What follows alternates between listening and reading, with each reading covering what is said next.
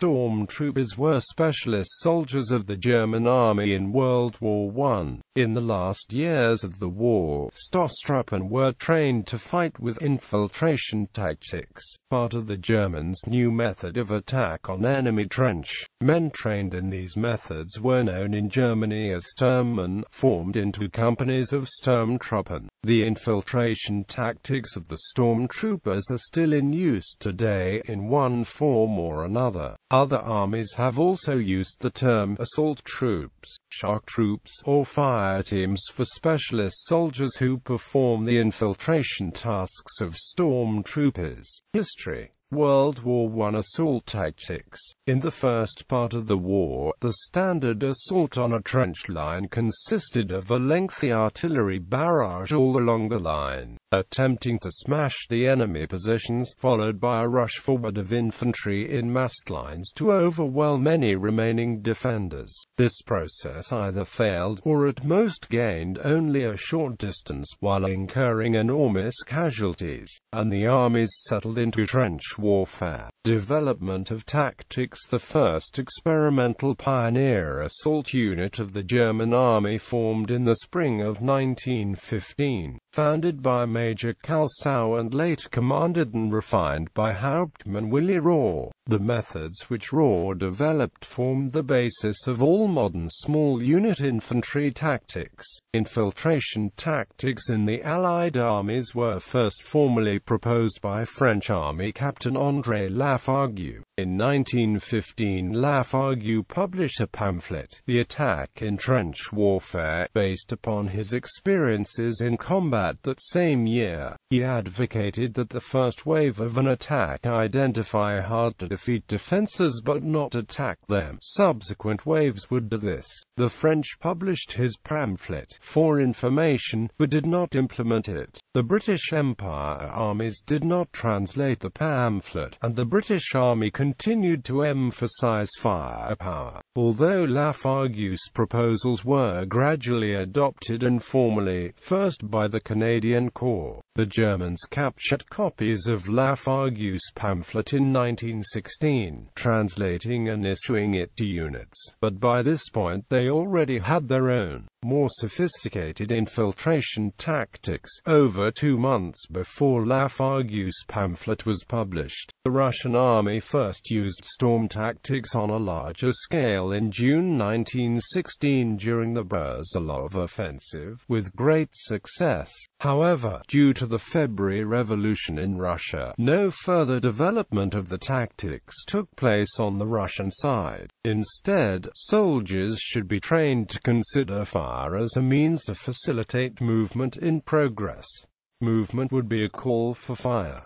N.R. McMahon advocated using combined arms in the attack, particularly light machine guns using a decentralized fire control and tactical command system. These methods, suggested in 1909, bore a strong resemblance to the Stoßtrupp tactic used by the Germans 6 years later. In February 1917, the British Army issued Manual SS 143, which prescribed infiltration tactics. Using them throughout 1917, the British perfected all-arms battle. The British made the platoon the basic tactical unit rather than the company as in 1916.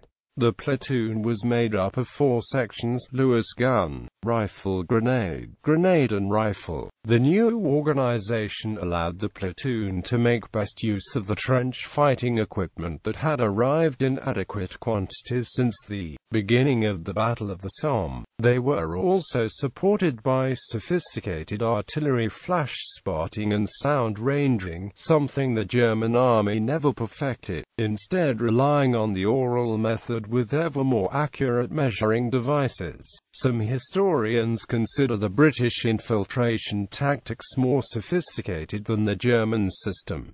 German Stormtroopers, Kalsau Assault Detachment. The concept of Stormtroopers first appeared in March 1915, when the Ministry of War directed the 8th Army to form Sturmabteilung Kalsau. Kalsau consisted of a headquarters, 2 pioneer companies and a 37mm gun battery. The unit was to use heavy shields and body armor as protection in attacks. However, Sarkalsau was never employed in its intended role. Instead, it was sent into the line in France as emergency reinforcements during heavy Allied attacks. By June, the unit had already lost half its men. Major Kalsau was relieved for this, against his protests that it was not his fault that the unit was not used as intended. Raw Assault Battalion, the new commander of the assault detachment from the 8th of September 1915 was Hauptmann Willy Raw, previously commander of the Guard Rifle Battalion. The assault detachment was reinforced with a machine gun platoon and flamethrower platoon. The old infantry support guns had been shown to be too difficult to move across the battlefield, and a new model was developed based on captured Russian 76.2 mm Fortress guns and issued to the assault detachment. Captain Raw had first experimented with the assault detachment's body armor and shields, but realized that speed was better protection than armor. The only item of armor kept was the Stahl helm, a new model of steel helmet. It later became the standard in all German units by the end of the war, and was used throughout World War II. The new tactics developed by Captain Raw, building much on his own previous experiences from the front, was based on the use of squad-sized stormtroops, supported by a number of heavy support weapons and field artillery that was to be coordinated at the lowest level possible and rolling up enemy trenches using troops armed with hand grenades. These tactics were tested the first time in October 1915 in a successful assault on a French position in the Vosges Mountains. In December 1915, the assault detachment started training men of other German units in the new assault tactics.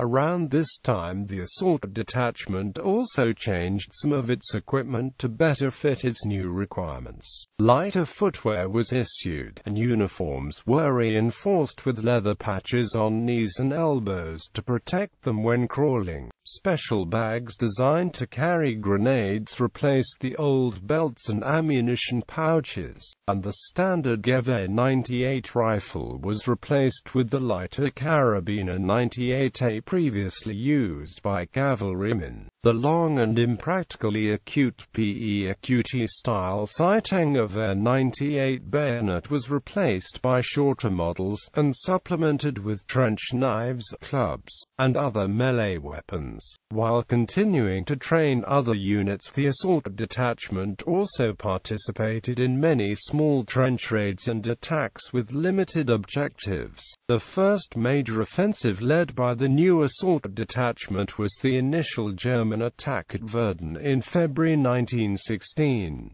Stormtroops were in the first wave, leading some units into the French trenches, attacking seconds after the barrage had lifted. This generally worked very well, even though it worked much better against the first trench line than against the less well-known enemy rear area. On the 1st of April 1916, the assault detachment was redesignated Assault Battalion Raw. Around this time it was expanded from 2 to 4 pioneer companies. At the same time, several Jaeger battalions began retraining as new assault battalions. Hutier and the last German offensive. General Oskar von Hutier, now commanding 8th Army, became a champion of the new tactics, which became known as Hutier tactics in England and the United States. Hutier suggested an alternative approach, combining some previous and some new attacks in a complex strategy: a short artillery bombardment, employing heavy shells mixed with numerous poison gas projectiles to neutralize the enemy front lines, and not try to destroy them. Under a creeping barrage, Stoßtruppen would then move forward in dispersed order. They would avoid combat whenever possible, infiltrate the Allied defenses at previously identified weak points, and capture enemy headquarters and artillery strong points. Next, infantry battalions with extra light machine guns, mortars and flamethrowers would attack attack on narrow fronts against any Allied strong points the shock troops missed. Mortars and field guns would be in place to fire as needed to accelerate the breakthrough. In the last stage of the assault, regular infantry would mop up any remaining Allied resistance. The new assault method had men rushing forward in small groups using whatever cover was available and laying down suppressive fire for other groups in the same unit as they moved forward. The new tactics, which were intended to achieve tactical surprise, were to attack the weakest parts of an enemy's line, bypass his strong points, and to abandon the futile attempt to have a grand and detailed plan of operations controlled from afar. Instead, junior leaders could exercise initiative on the spot. Any enemy strong points which had not been overrun by stormtroopers could be attacked by the second echelon troops following the stormtroopers. The general activation of Stoßtruppen-style assault troops across the whole Ottoman army was ordered on 1 September 1917 by Enver Pasha, with the 15th Corps, the 1st Army and the 4th Army to establish the 1st, 2nd, and 3rd Assault Battalions respectively.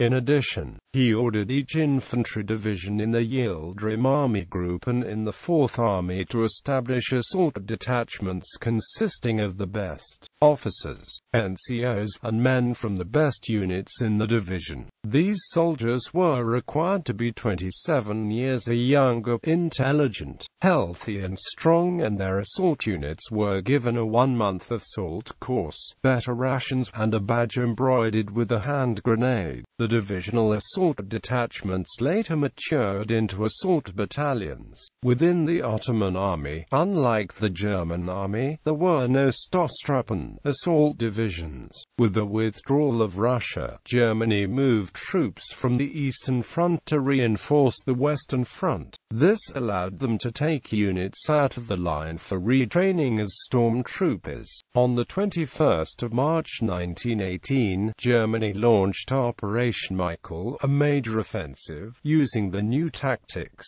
4 successive German offensives followed, and for the first time in 4 years the stalemate of trench warfare was broken. However, the German advance failed to achieve the complete breakthrough necessary for a decisive result, and in July the Allies began the 100 Days Offensive. Reasons for the failure of the offensive. Apart from suffering heavy casualties, several other reasons for the failure of the storm troops have been suggested. The initial attack was against the British section of the front, which was the most strongly held. The leading units were not relieved or rotated out of action and became exhausted. The terrain contained many rivers, towns, forests and canals which slowed the advance. The 1918 influenza epidemic, the capture of British stores which contained large quantities of alcohol, not for lack of German fighting spirit, but on account of the abundance of English drinking spirit. 3rd and 46th Assault Company, with 3 infantry battalions, the German 703rd Infantry Battalion, some machine gun, cavalry and artillery units. The 3rd Assault Company and the 46th Assault Company counterattacked the Egyptian Expeditionary Force during the Sinai and Palestine campaign. At the First Battle of Amman, fought during the First Transjordan attack on Amman at the end of March 1918. The attackers were forced back to the Jordan River. 23rd Assault Detachment. The assault troops were organized into combined arms assault detachments. The assault detachment of the 23rd Infantry Division was composed of 1 infantry company, 1 engineer platoon, and 7 light machine gun teams. The officers assigned to the assault detachments were hand-picked from within the division by the division staff. The assault detachment was given a 4-week course in German-style Stormtrooper tactics, to which the division sent an additional officer and 5 NCOs. Eventually the assault detachment was expanded into an assault battalion, giving the 23rd Infantry Division additional combat capability. 24th Assault Company, with the 3rd Battalion 145th Infantry Regiment and the 8th and 9th Cavalry Regiments. The 24th Assault Company pushed the Egyptian Expeditionary Force back from assault at the end of April 1918 during the Second Transjordan attack on Shunet Nimrin and assault. 46th Assault Company. This assault company remained in reserve at Oman during the attack on assault. Effect on the Weimar Republic. According to Vanguard of Nazism by Robert G. L. Waite and Male Fantasies of Klaus the Wellite, some of the psychological and social aspects of the Stormtrooper experience found the way into the Weimar Republic paramilitary groups such as the Freikorps, which were largely made up of World War I veterans. For example, the formal barrier between officer and staff was largely broken down and replaced by a fierce loyalty. There was also a brutalization process owing to the uniquely violent conditions of such raids. Austro-Hungarian assault units. During the winter of 1914–1915, large parts of the Eastern Front switched to trench warfare. To cope with the new situation, many Austro-Hungarian regiments spontaneously formed infantry squads called Jagd Commandos. These squads were named after the specially trained forces of Russian army formed in 1886 and were used to protect against ambushes, to perform reconnaissance and for low-intensity fights in no man's land. Austro-Hungarian High Army Command realized the need for special forces and decided to draw on German experience. Starting in September to October 1916, about 120 officers and 300 NCOs were trained in the German training area in Berville to be the main cadre of the newly raised Austro-Hungarian Army assault battalions. The former Jagd Commandos were incorporated into these battalions.